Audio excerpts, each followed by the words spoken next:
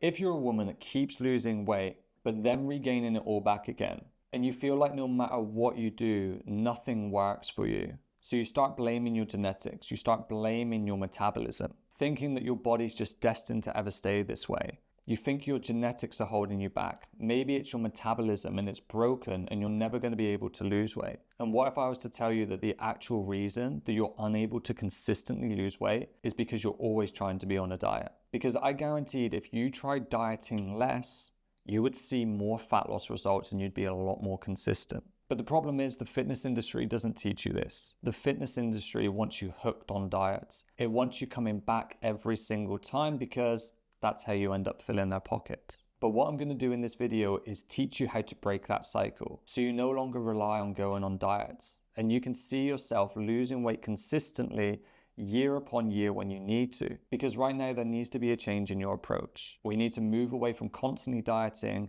and put you in different phases throughout your journey. I don't diet my clients for any more than 12 to 15 weeks max. No more ever. Because it's too unsustainable. Let's be real with each other. No one wants to be dieting, right? No one wants to feel restricted. No one wants to feel like they always have to say no. Constantly thinking about their decisions, right? It's tiring and it's fatiguing physically as well as mentally. And that's why with my clients, we always program dieting phases as well as maintenance and gaining phases. Because this is what allows you to not only have that mental and physical break from dieting, but it teaches you a new way about how to keep the weight off even when you're eating more calories. So in this video, I'm going to break down exactly how that works and the step-by-step process so you can follow it as well. Now, the first thing that we need to do is establish the length of your first diet, and we need to stick an end date on it. That end date is very important because that will give you a goal that you can count down towards to know when the diet ends. Too many women just jump on a diet and just kind of exist there. They don't have any end date. So to them, they feel like they're dieting all the time, non-stop. Whereas when you have that end date in sight, you start getting to counting down. You know that in 6 weeks you can have more calories, 5 weeks you can have more flexibility, 3 weeks you can have more energy, and so on and so on. Having that date in sight just allows you to really push through those last hard weeks of dieting because you know it's going to end soon and you can increase your calories. Now, the next thing that we need to do is appropriately plan out your maintenance phase. And how long you plan out your maintenance phase is going to depend on a few factors. The first thing is depending on how much body weight you've got to lose. If you're someone with a lot of body fat, you could probably get away with like a 2 to 4 week break from dieting before driving right back into it. Whereas if you're someone that's a little bit leaner, you're not in such a rush to lose a lot of weight, you can actually plan as long as a maintenance phase that you want. I've had clients do maintenance phases up to 26 weeks, up to 8 months, like plenty of time where they can eat more calories, focus on getting strong, focus on getting muscle, and then we go into another dieting phase. So like I said, the leaner that you are, the longer you can have a maintenance phase. Whereas if you're wanting to just get off as much weight as you can, I'd much rather you go for a shorter phase just so you can keep the ball rolling.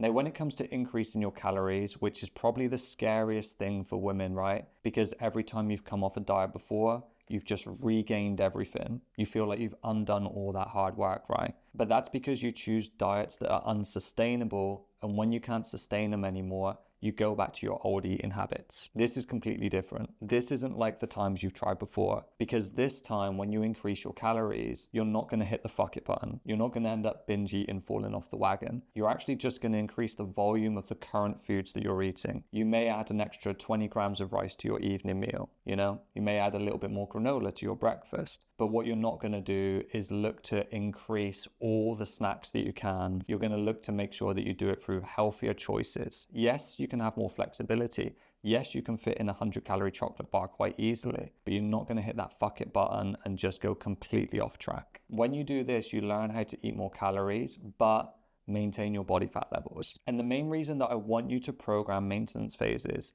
is because dieting is so harsh on the body. When you're dieting for long periods of time, your body looks to slow you down. It looks for you to burn fewer calories. Now, I'm not talking about starvation mode or if you eat too little calories, your body holds on to fat.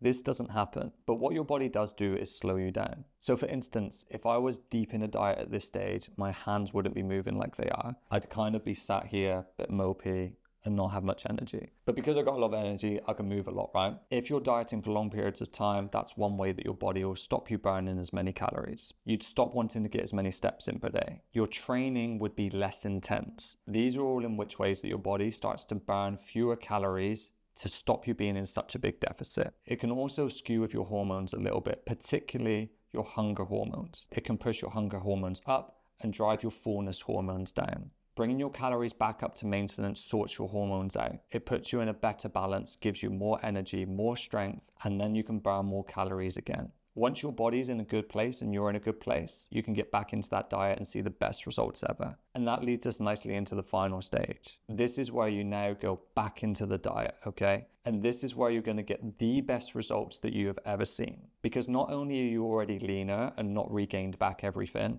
but when you're in a maintenance phase, particularly for a good chunk of time, you've built more muscle, you've reshaped your body. You feel more energized, you feel stronger. And you also know what you're doing now because you've already done it before. So now in this phase, the second dieting phase, you could probably push it a little bit harder, a little bit longer, and see the very best results possible, but still make sure that you program an end date in sight just so you know it's coming to an end before your next maintenance phase. And I promise, if you tackle your journey just like this, you won't be stuck in the cycle anymore. You won't be constantly starting over again. And you'll actually be happy rather than miserable when you're dieting because you're doing it properly and you're doing it sustainably. The only thing that I would point out is, even if you do this right, the main thing that you need to get right for a more toned and shapely body is to make sure that your training looks appropriate as well. And the problem is, most women are making some real big mistakes with their training at the moment that's stopping them from being able to tone up. If you want to be able to avoid these mistakes and you want to learn how to fix them and what to do so your effort in the gym isn't wasted, I've created an email series for you to be able to download that's going to point out all the biggest mistakes I'm seeing right now and how to avoid them. And once you combine this new way of dieting while avoiding these mistakes that I'm going to point out to you, I promise you'll see your body tone up like you've never seen it before. So to get your hands on that email series, go to the link below and I'll send it directly to you.